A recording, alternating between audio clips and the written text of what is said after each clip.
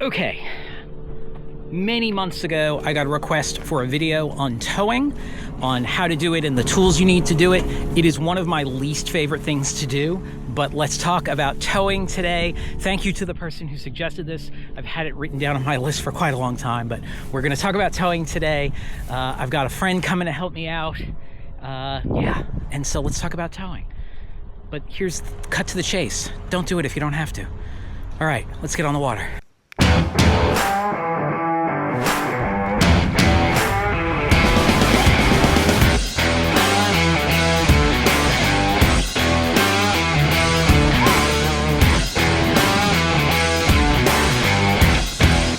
Okay, so as I said, we're going to talk about towing, which is my least favorite subject in the world. I've got helping me Brian from Delaware River Peddle and Paddle. Is that right? Right. Delaware River Peddle and Paddle. If you want to rent a boat or a bike, go see him, and I'll put a link to his website down below. We're going to paddle away a little bit from the July 3rd crowds and talk about towing. So let's go.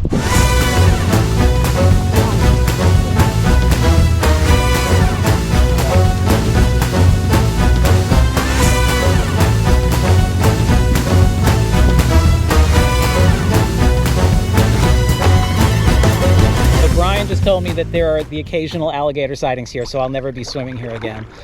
Okay, so towing boats. We're going to talk about 3 different kinds of tows: a contact tow, a short tow, a long tow.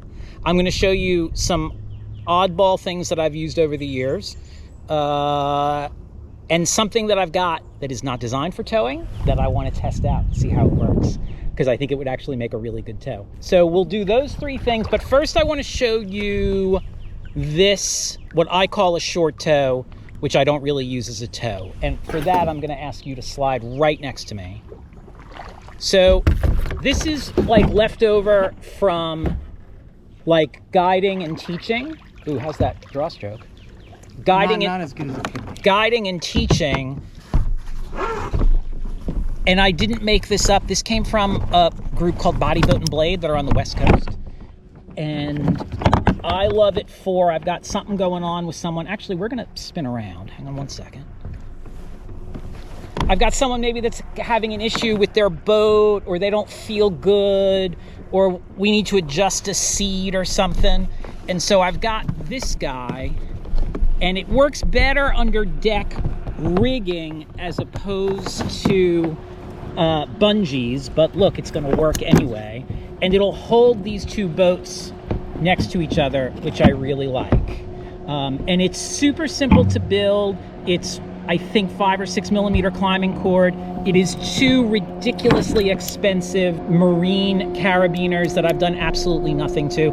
I think they were like $45 for both of them. And then I tried to do this with a knot, but it was too bulky. And the way that they did it at Body, Boat, and Blade is it's this metal thing that looks like a big staple. I forget what it's called. It looks like a big staple, and you use a pair of pliers to fold it in.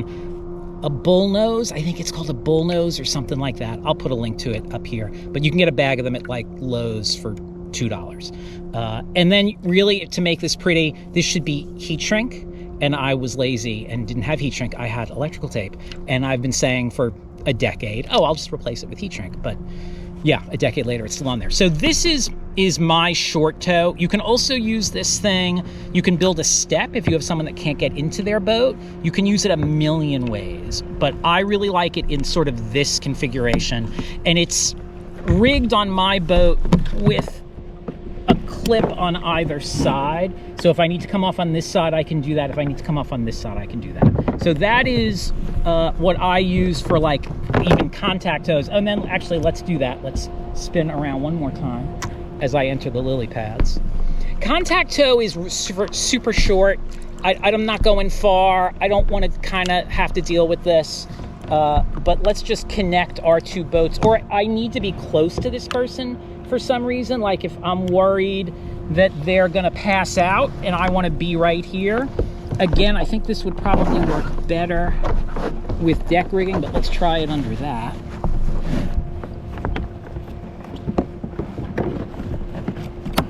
Come back.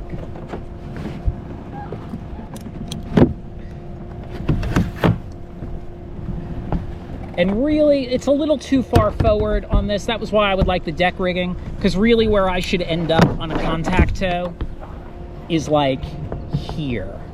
And this way I can paddle around him. Let's try it this way.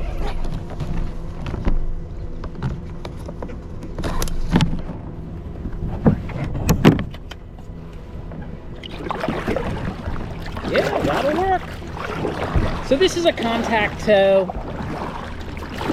This is where I should stress the really important part. You ready for the really important part? Ready. In what situation do I want to do this?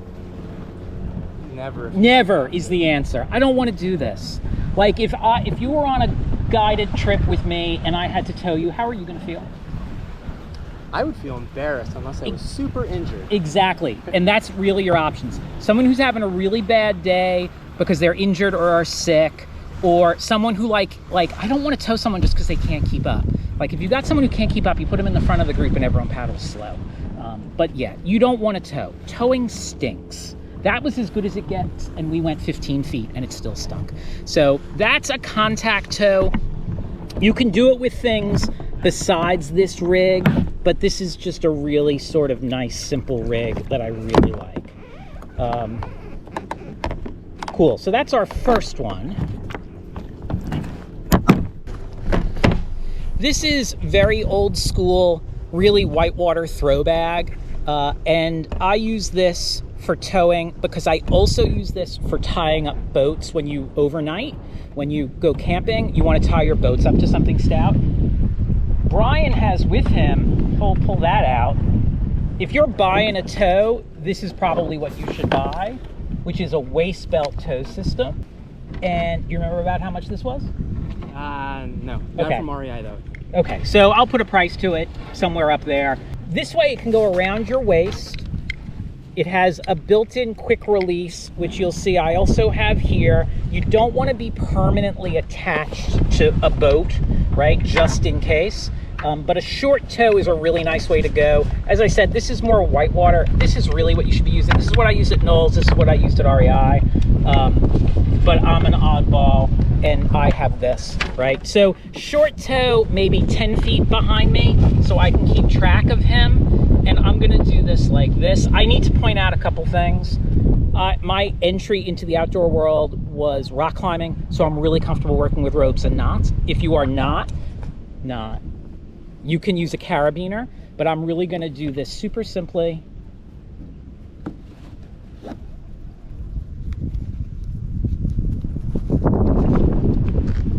A slip knot over there, and then I want like 10 feet. That's 6, that's 10, and I'm just gonna tie an overhand knot in this, actually a figure 8. I like figure 8s because they're easy to get out after they've been tensioned. And then on the back of my PFD, I have a ring that I can attach to, and I'm gonna use my carabiner for that. I could also just tie it in a knot, but I'm gonna use a carabiner for it, just because it's quick and it's easy.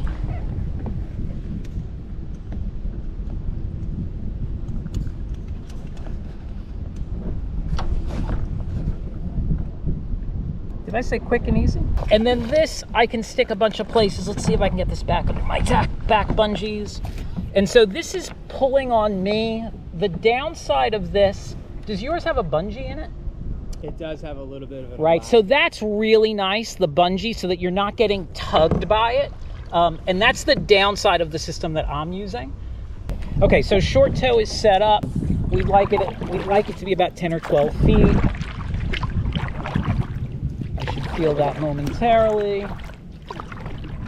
There it goes. And the real issue with this is that this line can get stuck on stuff on the back deck. So that is something that you need to be aware of. But this is a somewhat short tow bordering on a long tow. And if there were a problem and I needed to release him, I would just let go of this right here. And the whole thing would just slide off of me and he'd be free to paddle. So that is a short tow. The real problem with long tows, which is the same setup, just longer, is if we were in really bad weather, our concern is if there are waves that he's going to slide forward, that I'm going to be going up a wave, he's going to be coming down a wave, and we're going to impact, or at least get a really jarring pull.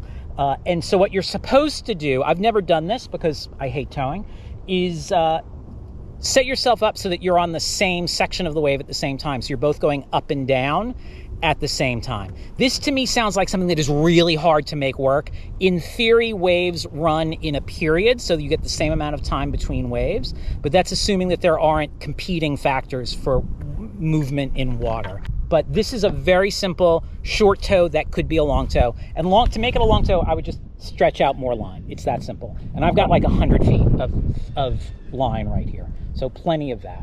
So super simple. You could do this with knots. You could do this with carabiners. It's really pretty easy. I'm going to disconnect you and we'll pull you back in. And then I'll say, particularly for throw bags like this is what I was taught a million years ago at Knowles, is another guide or instructor will hand you a throw bag.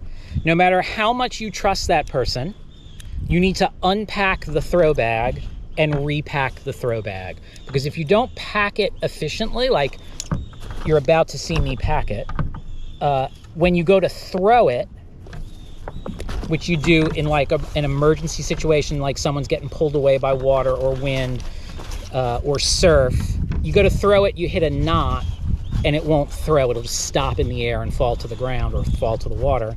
So you got to make sure that this is packed without knots, or that'll happen. And so no matter how much you trust the person, repack the throw bag. And it's like the worst job in the world. We're going to do this now for 5 minutes.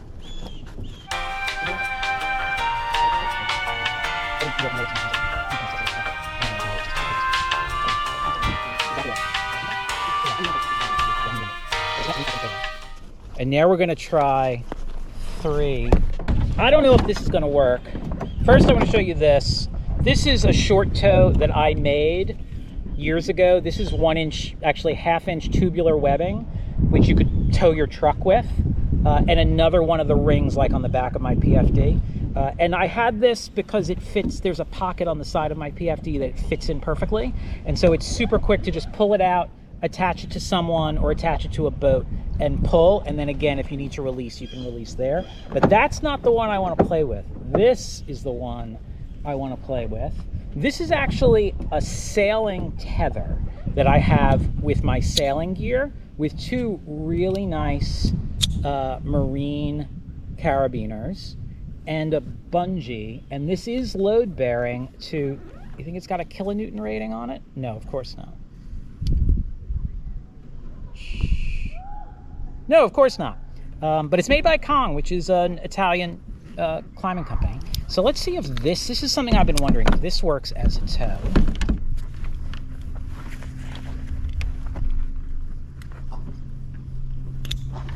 I bet that's a really nice short tow.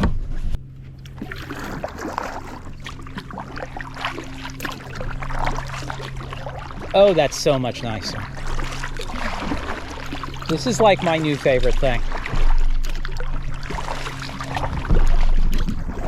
See, but even with a nice tow, I can feel him like bumping me, and yeah, it's just no fun. But we're moving at a fairly good clip, actually.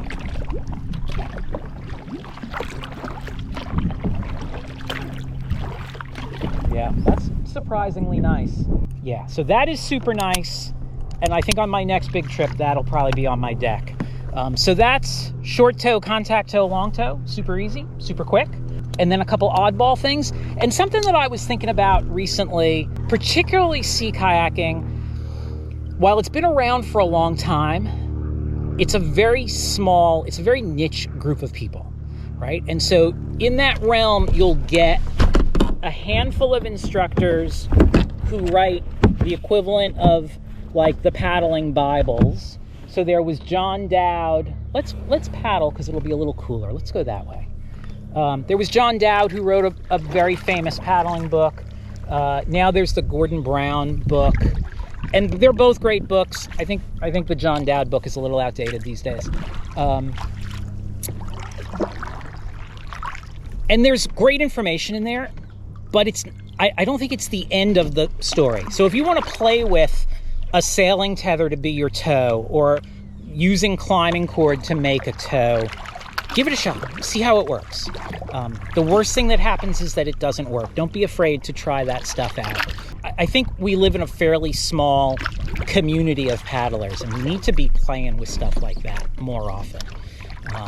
Yeah, so don't be afraid to play. Let's paddle for a few. Hey everyone, Brett from the future. I just want to clarify a couple things before we wrap this one up. The first thing I'll say is you can do a contact tow without any gear if the person can hold on to your boat or hold on to your deck rigging. And I might use that like a paddler loses their paddle, and it's somehow quicker for me to bring them than to go to the paddle. I would use it for that. But if the patient is sick or injured, they're probably not going to be able to hold on to the boat. I said, and this is true, you should be able to quick release from a tow in case there's a safety issue for you. If you're using the contact tow line that I built, that you can't quick release from, which is a drawback from it, which is why I don't really use it to tow all that much. I use it for all those other things. You can, but it's not ideal because you can't quick release. And then when to use a short tow versus a long tow. If the water is really wavy, you want to do a longer tow just so the boats have less of an opportunity to impact while you're paddling. Okay, I think that's everything on towing. Back to me. Okay, so that's tows. Various pieces of gear you can use. Find one, play with one that works well for you. And actually what works really well is if you're paddling with someone and they have a system, check out their system. See what they're using, see how you like it. Ooh, that breeze is perfect. You feel that breeze? Thank you to Brian at Delaware River Peddle and Paddle, which I, for some reason, am having a mental block and have to think about it every time I say it. But it rolls pretty well. Yeah. So thank you for helping me out today, Brian. That was a lot of fun. Anytime. If you enjoyed this, if you found this helpful, do me a favor, hit like, hit subscribe. My books are on Coffee. You can also, my gear list is there. You can see all the stuff that I pack on like a 30-day trip. Otherwise, I'll see you outside. Water back. Yeah. Interesting. Yeah, so there are back finishing rolls and forward finishing rolls, but it doesn't matter. Your head has to move this thing. Yeah, I'm happy to do that. Email me when you want to do it.